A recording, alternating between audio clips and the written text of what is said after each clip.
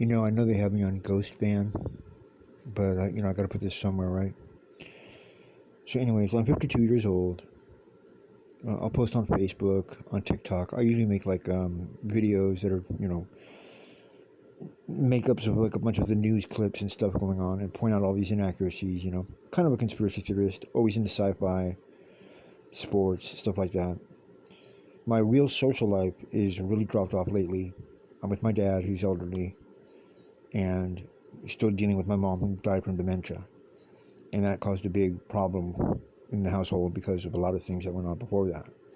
So I'm really stuck in a rut with that. But before that, I had a good job up here at the airport. I'm from LA, so I feel like I'm still a stranger. But I had great insurance. I had a 401k. And when I had my insurance, I did have some pretty big medical issues. And I figured they all caught up for me from back in the days in LA when I was, addicted to Vicodin. And I had multiple surgeries, and I even woke up in a surgery. It was just a bad deal. And then around 2010, my insurance ran out. Now, this was when I was going in to get a final checkup because basically I was addicted to painkillers. And I had gone to I had gone to rehab. I was clean. It was 4 years of hell, to be honest with you.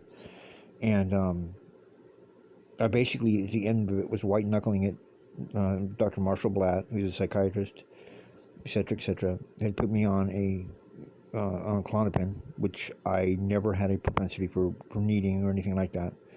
So everyone's like, "Oh, he's a pill popper." No, why would an addiction specialist put me on Klonopin? I took opiates. I mean, it just really upsets me that people think they know what's going on and they just don't. Because whenever you talk to someone who knows what's going on, well, you must be a druggie. It's a constant problem.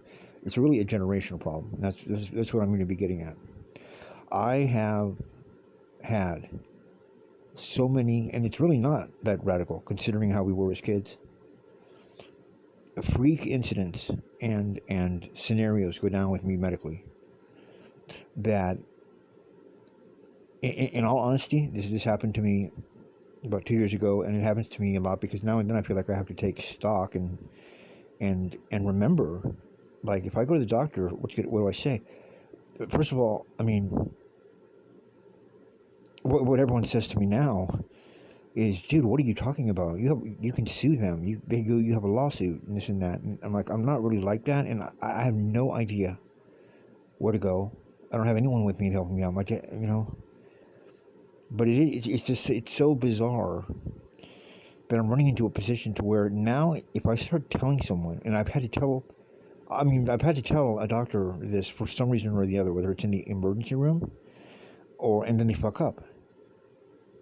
You know what I'm saying? Like, and then they do really weird things. And I know I'm not alone because I've been places where I've talked to people, not even in my age group, and they'll start mentioning the hospital up the road, and they'll start telling me a nightmare story that is exactly like what happens to me, but on a repetitive basis.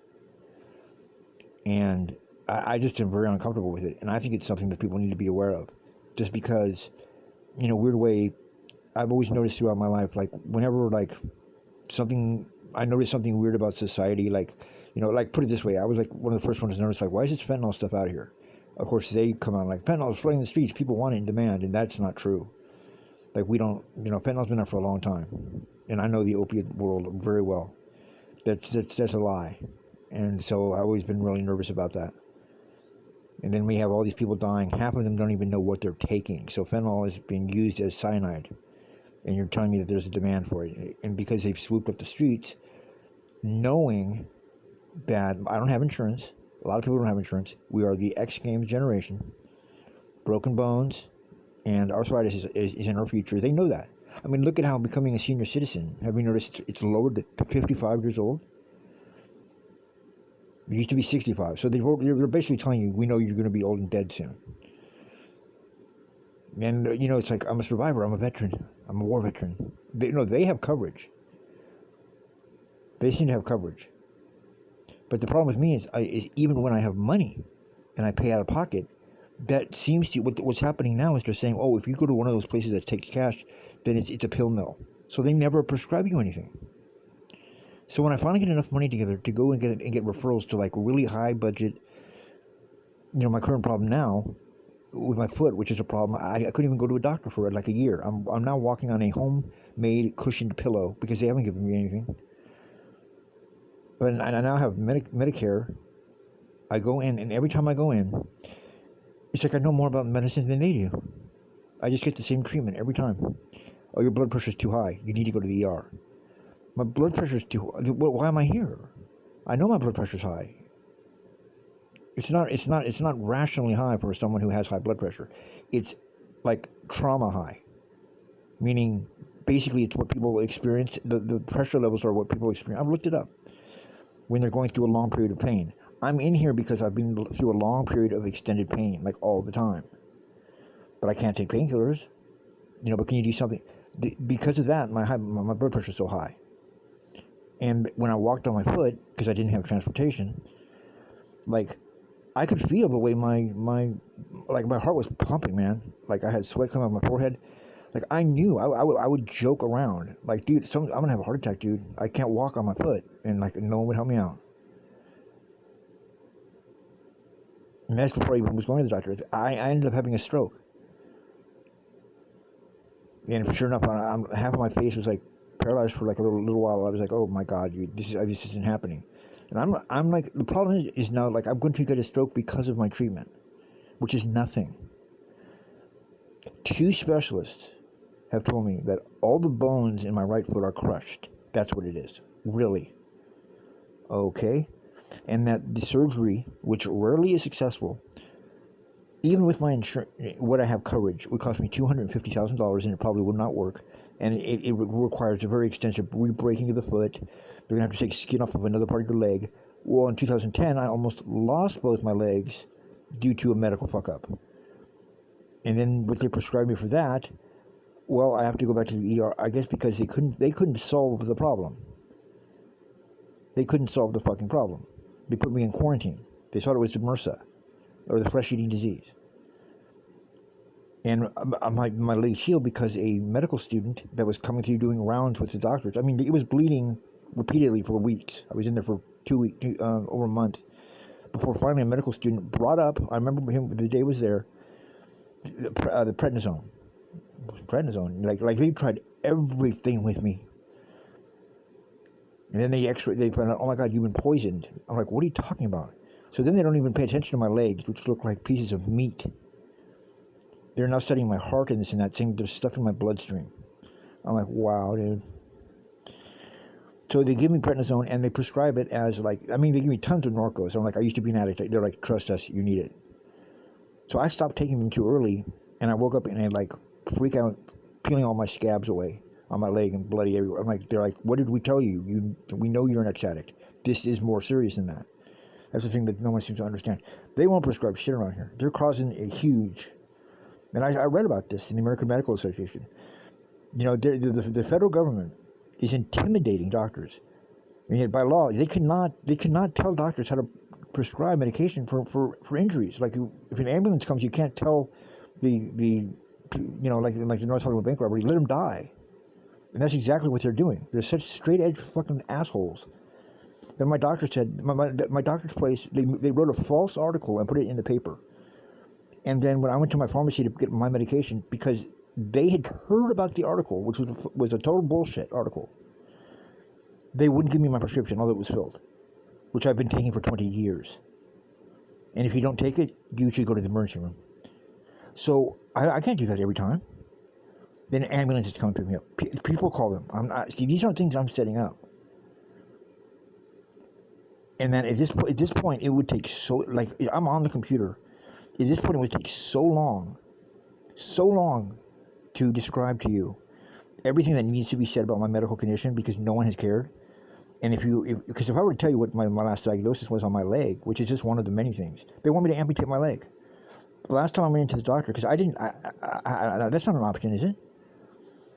They're like, oh, well, you didn't take the recommendation of the doctor. Dude, this is a printout, motherfucker, of the most prestigious place in the Monterey area. And it's claiming that I either have the surgery, which won't work, deal with the pain, which you have given me nothing for. That's why I have high blood pressure. or amputate it, which I can't afford. Really, and I need to amputate it, but you won't even give me like ibuprofen. I mean, it's just very frightening. And then I go to another guy, same exact diagnosis, and they just have me like limp out, and they're just like, "Have good luck, buddy. See ya." And I'm so traumatized that when I start talking about it, I literally start getting a legitimate panic attack. Now I take anxiety medication for like PTSD, but I really don't get that bad of panic attacks anymore. The last time I did was when I just stopped taking my medication. I didn't think it was important. Well, it was very important. So the hospital was like, "Why did you stop taking your medication? That's why you're in here." That was in July of 2014. And now when I go to the doctor, now they're treating me like I'm an addict to this stuff, and they're trying to wean me off of it. I'm like, dude, what are you doing? No, this is what they gave me to stay off drugs. Dude, I mean, in all honesty, I'm gonna lie to you, man. I'm gonna get violent. I'm gonna get violent because you can't even find this stuff illicitly on the streets, and I know I'm not alone. And the problem is that a lot of us, almost everyone I know, knows what's wrong with them, whether it's a thrown out back, or if it's, we don't go to the doctor to get checkups, bro. That's the one thing that annoys me. You guys get paid a lot of fucking money. All night, all I see are fucking ads about all these new diseases that never existed before. I mean, seriously though, like, it's a conspiracy theory until it happens to you. They're trying to kill us off.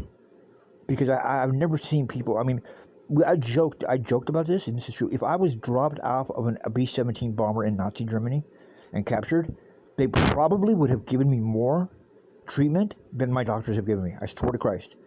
And everyone agrees with that. I'm showing this to everyone. I tell other people the story, and that makes me look even worse. They're like, dude, what you just told us is a complete lie. And now I have printouts of it where it says it. It says it right there. I'm like, dude, look at this. Is the diagnosis. This is the final diagnosis. Now, then they get silent. They don't know what to do now. They're saying I should sue. I'm like, dude, I've gotten, like, oh, can you please at least hold on and listen to me when I say, fuck my injuries. What is going on? This has been going on for years. I can't be alone. Now you understand when you hear these crazy people go, they're trying to kill me. Like, they are trying to kill me. Well, they want me to kill myself, is what I'm saying. That's why we said, like, hey, fentanyl killing you? Well, if Kurt Cobain, why did he need a shotgun? If heroin's so fucking dangerous, why does an invented heroin addict not just OD? And people come up with the stupidest fucking excuses.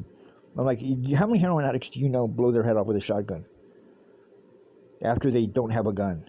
Is one of their number one music hits. Something's going on, bro.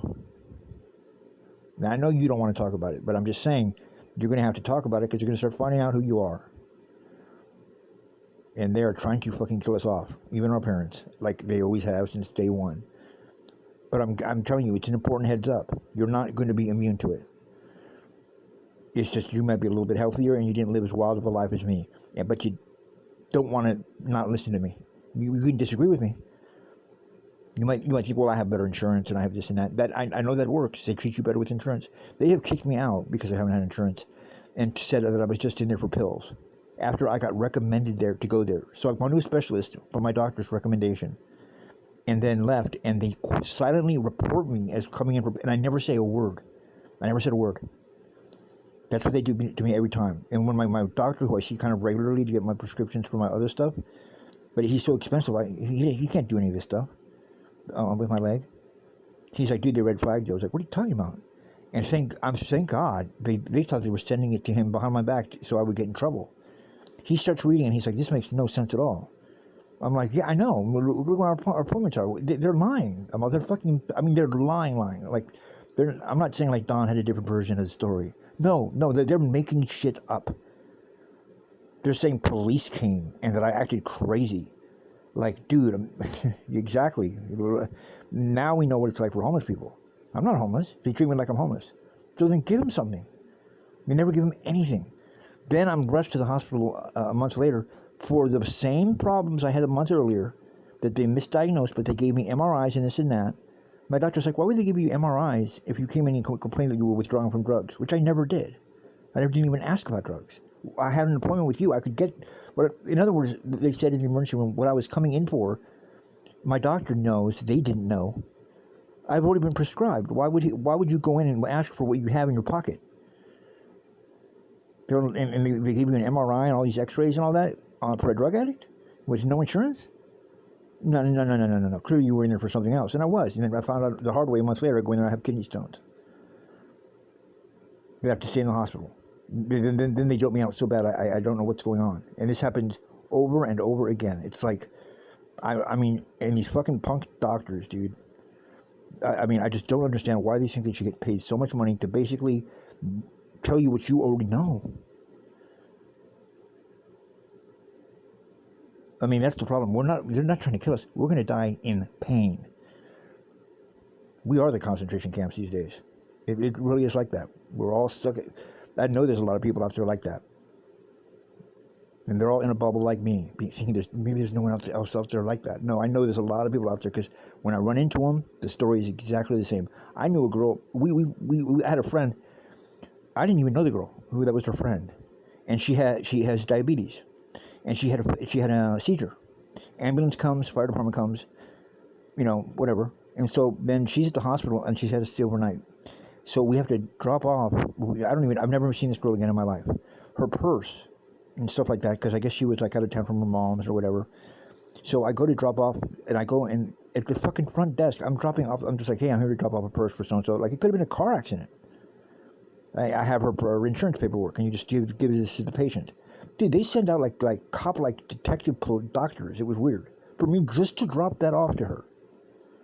And they started interviewing me, and I was like, dude, I'm about to start socking motherfuckers, dude.